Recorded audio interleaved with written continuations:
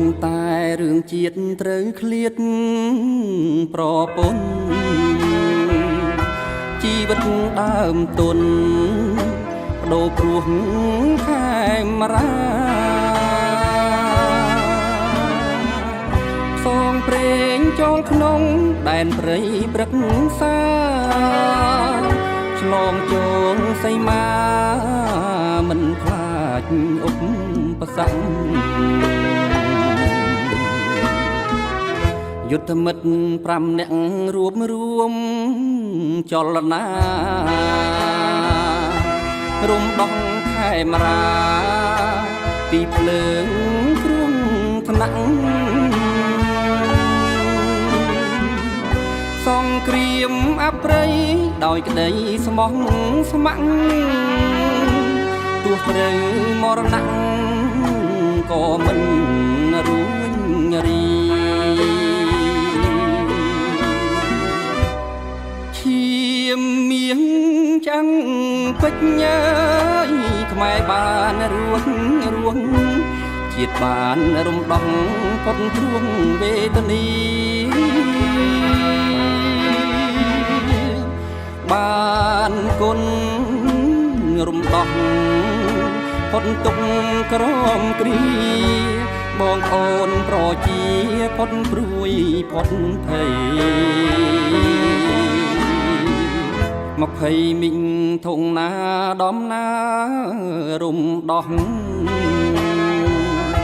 សាច់ស្រស់ឈាមស្រស់បដូរព្រោះទឹកដីមិនខ្លាចមរណាទោះជាត្រូវខ្សែទាំងកូនក្នុងផ្ទៃបាន5ខែផង